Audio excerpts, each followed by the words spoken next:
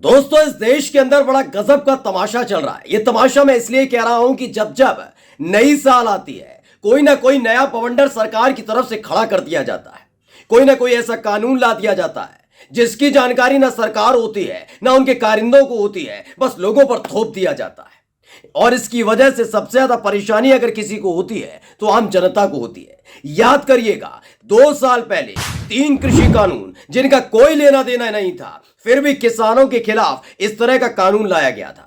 किसानों ने मोर्चा खोल दिया था, आंदोलन शुरू हो गया था। गोदी मीडिया चीख चीख कर बता रही थी जो किसान लगातार आंदोलन कर रहे हैं, सरकार के खिलाफ आवाज उठा रहे हैं, वो किसान नहीं है, वो दरअसल उग्रवादी हैं। वो तमाम अलग अलग शब्दावली से किसानों को नवाजा जा रहा था। ये गोदी मीडिया कर रही थी, सरकार के इशारे पर कर रही थी। अब यही काम इस देश के, इस मुल्क के ट्रक ड्राइवरों के लिए, बस ड्राइवरों के लिए किया जाने लगा है। आज मैं आपको एक एक चीज दिखाने जा रहा हूं कि किस तरीके से ये पूरा का पूरा माहौल बनाकर देश का माहौल खराब करने की कोशिश खुद सरकार की तरफ से करती है। नमस्कार, मैं हूं प्रज्वल गौतम और आप देख रहे हैं द कंटा। सबसे पहले मैं बता दूं, आपको याद ही होगा, मालूम पड़ चुका होगा, संसद के अंदर से कानून में बदलाव किया गया। वो कानून ये कि अगर कोई ट्रक ड्राइवर या फिर कोई बस ड्राइवर या कोई भी 4 पहिया वाहन वाला अगर टक्कर मारता है, एक्सीडेंट करता है और वहां से भाग खड़ा होता है, तो उसके खिलाफ सख्त कार्रवाई होगी। सख्त कार्रवाई क्या होगी बता दूं कि 7 लाख रुपए जुर्माना देना होगा, और अगर जुर्माना नहीं दे पाए तो 10 साल की सजा होगी। इसको लेकर लगातार आवाज उठ रही है। सबसे ज्यादा इसमें ट्रक ड्राइवर उतरे हैं जमीन पर, सड़कों पर, सरकार के खिलाफ हल्ला बोल कर रहे हैं। वो भी मैं आपको दिखाऊंगा, एक एक तस्वीर दिखाऊंगा। लेकिन इस सवाल ये है, ट्रक ड्राइवरों का ये कहना है, तमाम लोगों का या फिर बस ड्राइवरों का जो जो इसके खिलाफ विरोध कर रहे हैं, जो मोदी सरकार के खिलाफ, मोदी और शाह के खिलाफ प्रदर्शन कर रहे हैं, उनका साफ तौर पर कहना है कि आप बता दीजिए मुझे कि 7,000, 10,000, 15,000 की नौकरी करने वाले हम लोग, अगर कोई दुर्घटना होती है, या तो आपने मान लिया है कि इस मुल्क का एक एक ट्रक ड्राइवर जानबूझकर लोगों को कुचलने का काम करता है, या तो ये मान लीजिए सरकार ये मानती है। और अगर ऐसा नहीं है, दुर्घटनाएं कहकर नहीं होती, अचानक हो जाती हैं, उसमें गलती सिर्फ ट्रक ड्राइवर की, बस ड्राइवर की, 4 पहिया वाहन वाले की नहीं होती। ऐसे में अगर वो भाग जाता है तो उसे 7 लाख रुपए का जुर्माना, और नहीं दे पाया तो 10 साल की सजा होगी। यकीन बताइए कि अगर वो वहीं रुक जाता है तो कौन, जो कानून बना रहे हैं, जो सरकार है, इस बात की सुरक्षा की गारंटी दे सकती है कि वहां गुस्से में आई हुई भीड़ उन्हें पीट पीट कर मार नहीं डालेगी, मॉब लिंचिंग नहीं की जाएगी उनके साथ? यह सवाल जब पूछा गया है तब से चुप्पी मार कर बैठ गए हैं बड़े बड़े कारिंदे जो इस कानून की पैरवी कर रहे थे। सबसे पहले इस व्यक्ति को सुन लीजिए। ये नितिन कुमार यादव हैं, इन्होंने ट्वीट किया, लिखा है, किसी को वहम है कि हम बच जाएंगे तो देख लीजिए इनके हालात। सबका नंबर आएगा और कौन कितना तानाशाह से लड़ पाएगा ये वक्त बताएगा। रेलवे, बैंक, किसान, जवान, पहलवान, जीएसटी और अब चंद तनख्वाह का ड्राइवर, धैर्य रखें, सबका विकास होगा। पहले क्या कहा गया सुन लीजिए। अब मैं आपको एक तस्वीर भी दिखा देता हूं। शिवराज यादव ने इसे ट्वीट किया। मैं तस्वीर इसलिए आपको दिखा देता हूं क्योंकि हवा हवा में बात नहीं हो रही है। सड़क पर उतरे हैं, आप फिर कहेंगे तो ट्रक ड्राइवर ना,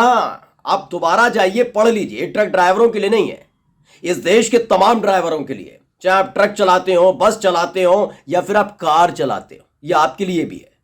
अगर आपको आज ये लग रहा है कि इन्हीं का नंबर आया हुआ, ना, नंबर सबका, और इससे क्या क्या परेशानियां होने जा रही हैं आप सुन लीजिए। पहले ये वीडियो देख लीजिए आराम से। शिवराज यादव ने डाला है, देश भर के ट्रक ड्राइवरों का विरोध प्रदर्शन, क्या कृषि कानूनों की तरह इस बार झुकेंगे और माफी मांगेंगे? ये तो बात की बात है, अभी क्या होगा। इसके साथ ही एक और मैं तस्वीर आपको दिखा देता हूं, बयान सुनवाता हूं। पहले देखिए, आईपी सिंह ने जो ट्वीट किया है उसे पढ़ देता हूं। उन्होंने कहा कि तानाशाही का कानून संसद से जबरिया पास करा दिया। अमित शाह और मोदी जी ने कोई जरूरत नहीं थी आईपीसी सीआरपीसी को छेड़ने की। पुराने कानून में पर्याप्त सजा थी, उसका अनुपालन सुनिश्चित कराना था। बिल्कुल सही। भारत 150 करोड़ आबादी वाला एक गरीब देश है। 7 लाख रुपए एक आम ड्राइवर कहां से लाएगा, ऊपर से 10 वर्ष की उसे सजा। ये जो पूरा का पूरा खेल आप समझ लीजिए से हो क्या रहा है।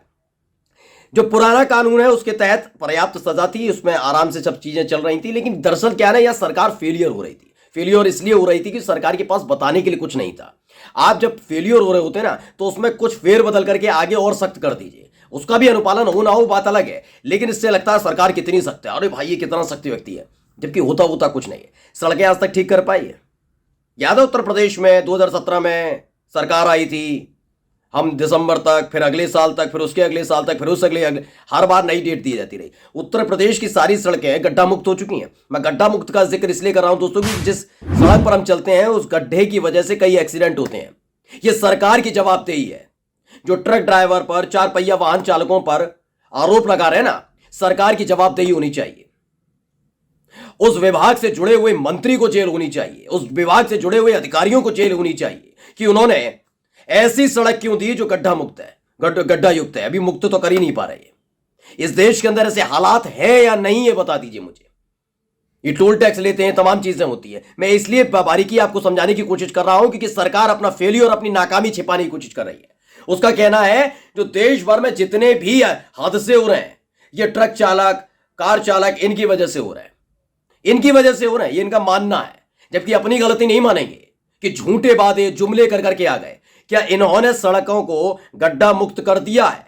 सबसे ज्यादा हादसे अगर होते हैं तो गड्ढों की वजह से होते हैं, ये पता कर लीजिएगा। तेज रफ्तार से मोटरसाइकिल आती है, अचानक से एक गड्ढा आता है, उसमें कूद जाती है। कभी कभी कार आती है, बहुत गहरा गड्ढा आता है, बैलेंस बिगड़ता है, वो खाई में गिर जाती है। ये हो रहा है इस देश के अंदर। मैं झूठ नहीं बोला, ये आप सब जानते होंगे, क्योंकि ये कोई ऐसा मसला नहीं है कि उसके लिए कोई एक्सपर्ट की जरूरत है। हम सब गाड़ियां चलाते हैं, हम सब रोजाना मोटरसाइकिल चलाते हैं, हमें मालूम है किस तरह के हालात हैं देश के अंदर। एक खबर मैं पढ़कर आपको सुनाना चाहूंगा जो दैनिक भास्कर ने छापी है। लिखा, नए कानून से डरे ड्राइवर, देश में 30 लाख ट्रकों के पहिए थम गए। अभी तक मैं फिर बता रहा हूं, ये लगातार ये बताने की कोशिश की जा रही है सिर्फ ट्रक ड्राइवर्स पर नहीं भाई, ये चार पहिया वाहनों पर है। साफ साफ लिखा गया है कि 4 व्हीलर्स, जिसमें आपकी कार भी आती है, चाहे आपकी छोटी सी अल्टो कार हो या सफारी जैसी भारी भरकम कार हो, चाहे वो ट्रक हो, 4 पहिया, 6 पहिया, 10 पहिया लगा लीजिए, या बस हो, ये तमाम चीजें हैं। इसीलिए जो कहा गया है, एक और चीज मैं दिखा देता हूं इसमें कि किस तरीके से पूरा माहौल क्रिएट किया जा रहा था। इसमें जो आईपी सिंह ने डाला है उसका एक बयान भी सुन लीजिए। व्यक्ति रो रो कर क्या कह रहा है। अगर मेरे पास होता तो हम कोई बिजनेस कर लेते। 7 लाख रुपया कहाँ से लाएंगे? 10 साल की सजा कैसे काटेंगे?